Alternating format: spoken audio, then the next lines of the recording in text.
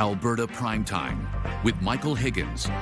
Welcome to Alberta Primetime. Ahead tonight, our politics panel on the prospect of federal party collaboration. But first, an opportunity to hear from the Premier. And Danielle Smith joins us now. Premier Smith, good to see you. Thanks kindly for making some time for us today. My pleasure, Michael. Nice to talk to you. All right, well, let's start on the degree of concern being raised over wait times, healthcare resources, following the death of a 44-year-old man who was waiting to see a doctor in an Edmonton ER. Your government has had to respond. With all that in mind, what does this say to you as Premier about the state of Alberta's health system? Well, let me deal with it in two parts. In the first part, what a terrible tragedy for Mr. Sri Kumar and his family. I can't imagine the devastation that they're having. And so it should tell you something when we've decided to call a fatality inquiry. We had two expert doctors take a look at the records, and something clearly went wrong there. So we want to get to the bottom of it so the family knows and the public knows.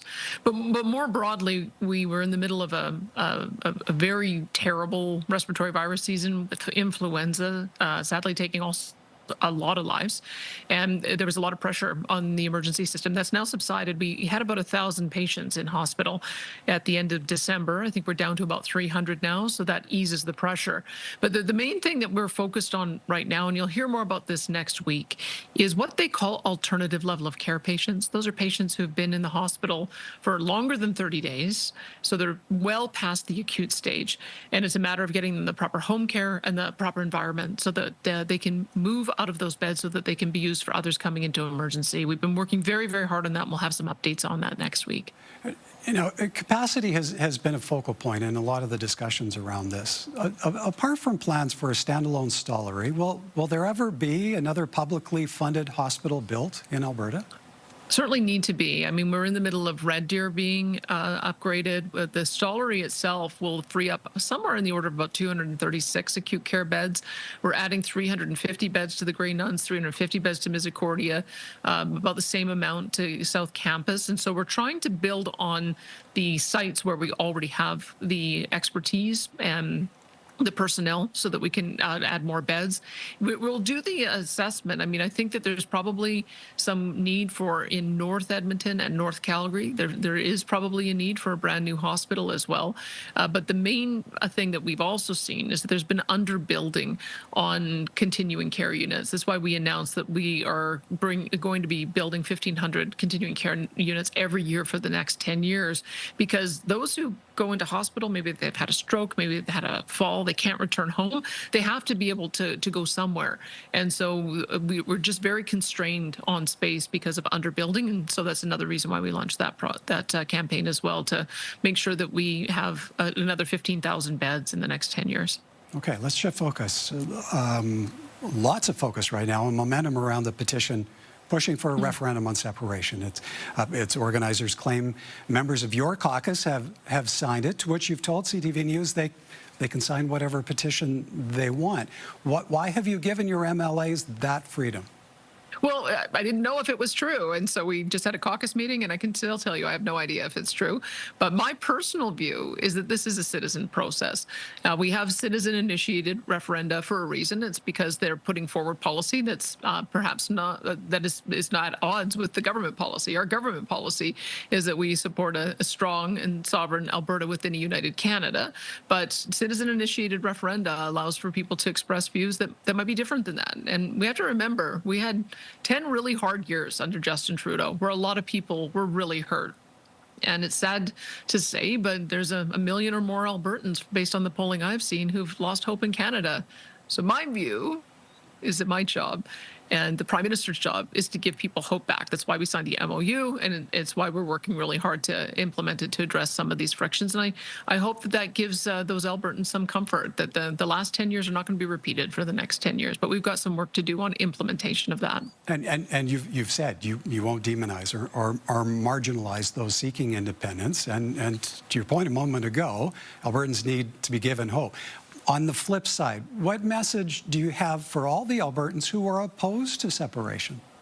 Well, that is the majority of Albertans. I mean, I think for the polling I've seen, it spiked after the election up to over 40%. I think most recently it's down to 30%. And I think that's a demonstration that as we start making progress on addressing some of the issues, there's another one that just happened today, that they've abandoned the net zero vehicle regulations. That was one of the 9 bad laws that I identified as creating real problems for not only consumers, but certainly for our industry. And so I would say that slowly but surely, we're seeing that the new government has seen that the policies that they had were damaging to the economy, not just us, but generally, and they're repealing them. So I think that if we can keep on doing that, then it should give some comfort to those who've lost hope in Canada that can be fixed. That's what I'm working towards. What's your comfort level with petition organizers representing Alberta in direct discussions about independence with the U.S. government? Well, I believe that the U.S. government should respect Canadian sovereignty and Alberta sovereignty and deal with elected officials. I've made that point clear to my envoy in Ottawa as well as in Washington and asked them to convey that to the administration, and I know that they have. You've yet to signal how you'll deal with Thomas Lukaszik's petition. We're going to have to put that to a committee because it's a little bit more complicated, being that he's now withdrawn his request to have it go to a general referendum. And we have to consider that because he had the actual question that was on there talked about having a referendum. So we have 10 days, sitting days, to be able to put it to a panel. I think we've got 5 in the last session. So early in the new session, we'll strike that panel so that we can contemplate what it is that we should do with that. But I am mindful that what it appeared to me is that we didn't want the separatist movement to piggyback on a question that he put forward to try to demonstrate support for Alberta. I think there may have been a number of people who signed it thinking that they were going to vote no, but that's why the separatists have to do their work if and see if they can get a similar number of petition signatures. And so we'll make a judgment at that time once we see whether those petitions are successful. I think we'll know by the beginning of May. Okay, on your efforts to drive development of a new pipeline, partnering on the MOU, how close are you to pulling necessary private sector investment on side? Well, I can tell you that we have every pipeline company at the table giving us their technical expertise.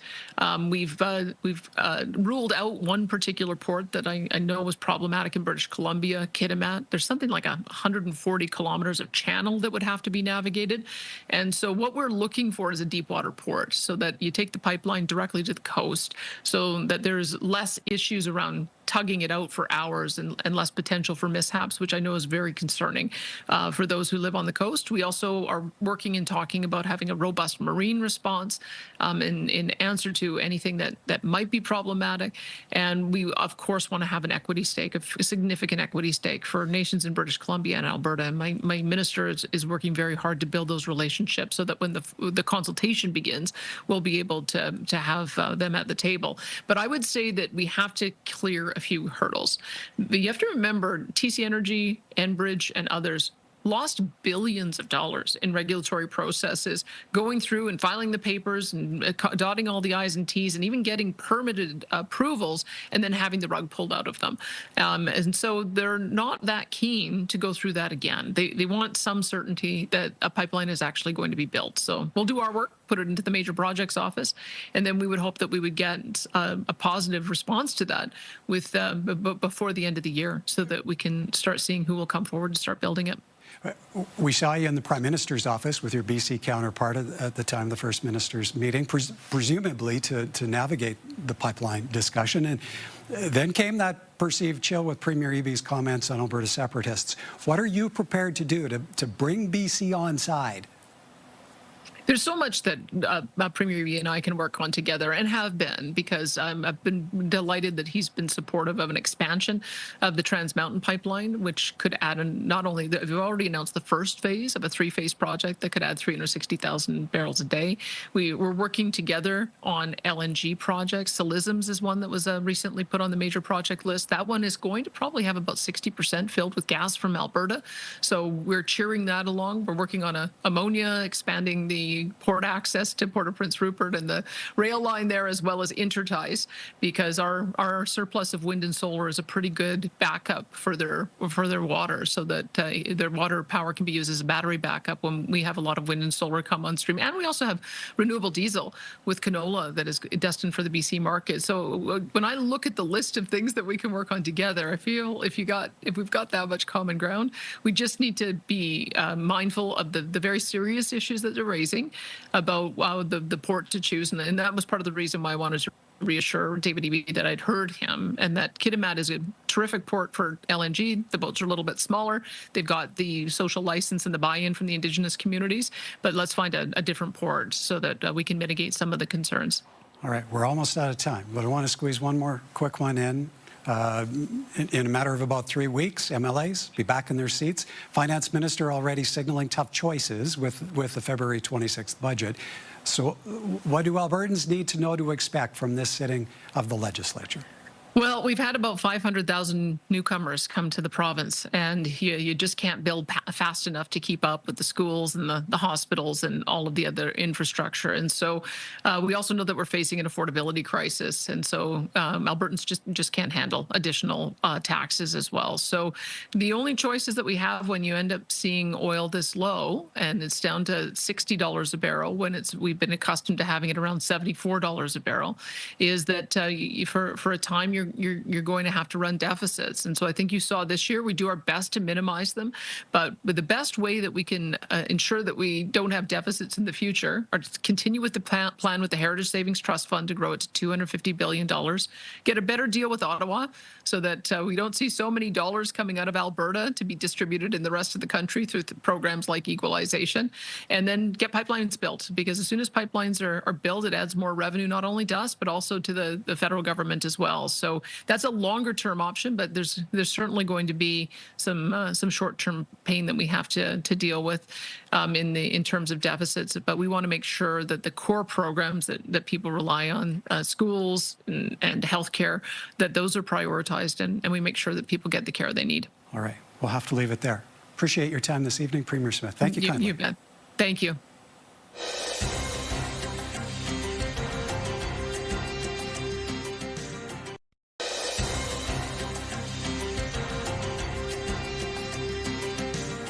From the Premier addressing health system pressures and the separatist movement to getting a read on signs of collaboration between the Carney Liberals and the Poilievre Conservatives. Time now for tonight's politics panel. And joining us this evening, Sarah Elder, founder of the political fashion brand Madam Premier, host of the Briefing Notes podcast and a former political staffer. And Chaldine Menza is a newly retired political science faculty member at MacEwan University. Good evening to you both. And let's begin with what we've just heard from the Premier on a handful of issues. Sarah, we started on the healthcare system under pressure, something the medical community has red flagged. The opposition claims crisis situation, lack of action on the part of government. What do you take away from the Premier's degree of confidence in the state of the system?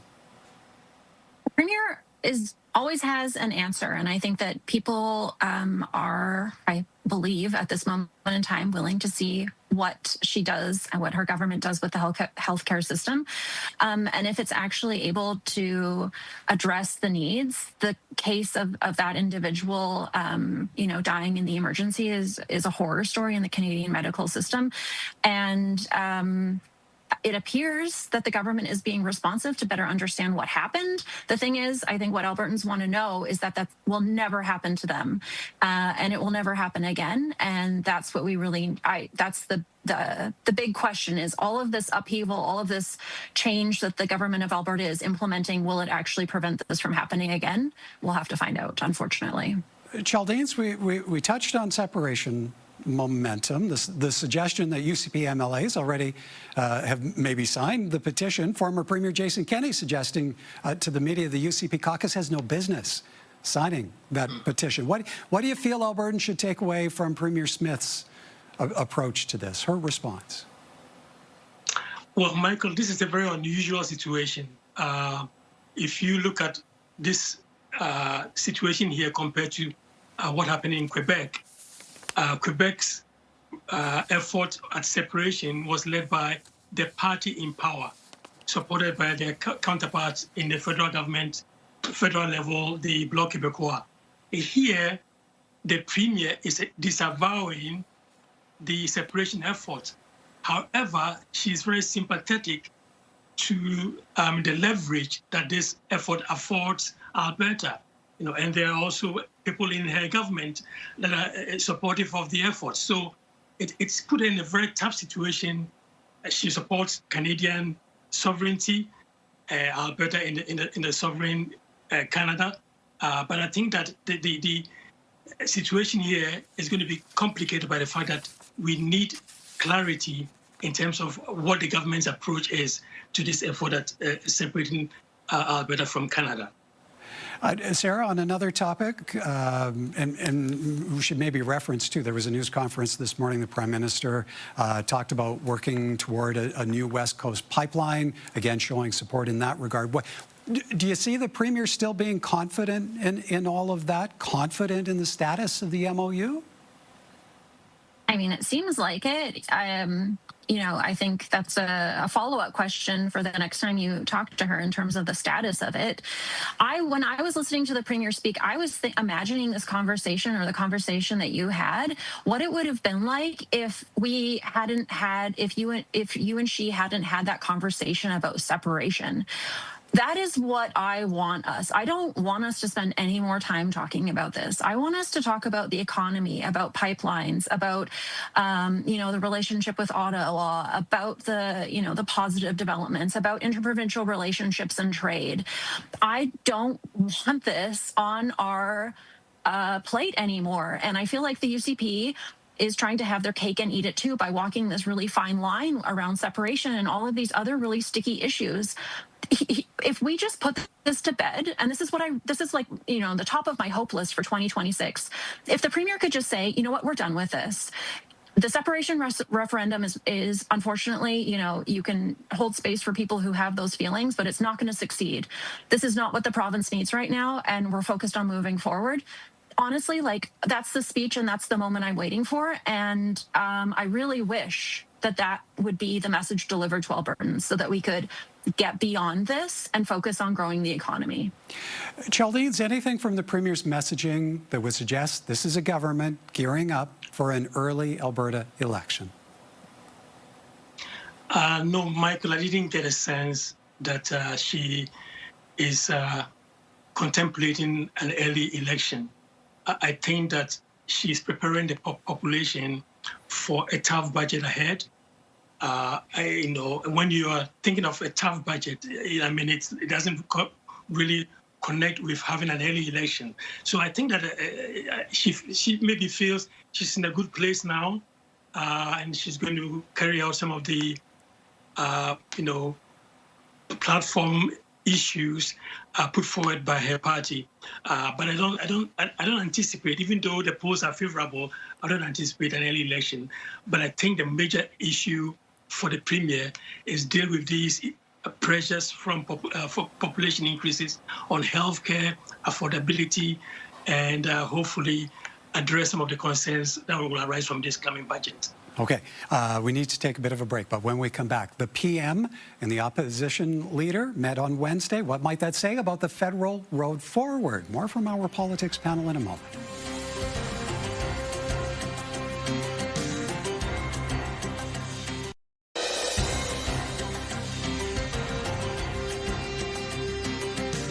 Welcome back. A meeting of the minds this week with the Prime Minister sitting down with the leader of the opposition, Pierre Poilievre. We have been working to fast-track anything that we believe, however modest, might make life a little more affordable, a little safer, and our economy a little stronger. Mark Carney did not take reporter questions following the meeting, but the PM posted, "We need Parliament to move swiftly to deliver for Canadians, and this is an important time to be working together and to pass the legislation Canadians are counting on." And from Pierre Poilievre, a post saying, in part, "I offered specific suggestions on how to bring back investment, restated the offer, that is, from Conservatives to help in the Canada-US negotiations." Chaldeans, how much of a Liberal-Conservative coalition do you see building here? Could this evolve into anything resembling the previous Liberal NDP confidence and supply agreement? Well, Michael, actually, I think this collaboration could be even pursued further in a form of a grand coalition between the Liberals and the Conservatives. A grand coalition would append Canadian political traditions and conventions. It will allow the Liberals to bring in Conservatives into the cabinet for maybe a period of 2 years to deal with the challenges with the United States and the unity crisis with Quebec and Alberta. So I think a grand coalition would be a step further from this tete-a-tete that they had. But, you know, it's a good effort. It's a good collaborative effort. And I think it sets a good tone in terms of bringing the country together to deal with the really solid need for Canada, Team Canada, to face on the Trump challenge. Sarah, to have been a fly on the wall in the PMO? I mean, I wish I had been in that meeting, Michael, but I can tell you from having been a fly in the room at the Federal Conservative Convention in Calgary over the weekend that the conversations that I was having were very different than the conversation I think that took place in the Prime Minister's office. And so reconciling what a lot of Pierre Poilievre's political party supporters want with this approach and meeting that just happened are two very different things. And I think that it'll be really interesting to see what the party, the base of Pierre Poilievre's support has to say about this approach, because this is not at all the sense that this is what party members wanted, at least in the conversations that I was having on the weekend. Chaldeans, how much of an upper hand do you feel Pierre Poilievre might have in this conversation, especially in the wake of a successful leadership review at that Conservative convention in Calgary? Yeah, obviously, Michael, he's trying to build a foundation. I mean, he has the foundation of the support he got at the leadership review party convention. And I think that he wants to project a new phase. He wants to see himself as a person that is going to be collaborating and listening to Canadian concerns around affordability and trying to find solutions to Canadian problems. But I think the major issue for Poilievre is that he's in a political context where there's extreme partisanship from his supporters, his base, and from the other side, the Liberals. So this collaboration, if he is able to carry it forward successfully, will be very good to appeal to the center, pragmatic voters in the center. But, you know, we'll have to see. You know, we'll see what happens. But I'm hopeful that he carries on with this cause, because I think that will bode very well for the Conservatives in the future. Sarah, we only have 30 seconds, and that's a hard time. But to carry over the theme that ended our first block, what's the likelihood of an early election in the federal context after seeing this collaboration? I don't think that anybody wants one. I mean, the Liberals maybe want it the most, but I don't think the Conservatives do, because they would stay exactly where they are, which is in opposition. Mark Carney is riding a solid personal popularity level and still has the trust of Canadians. So if anything, they would probably get a larger majority. All right, we're out of time. Have to leave it there. Great to see you both. Thank you. Thank you. Thank you very much, Mike.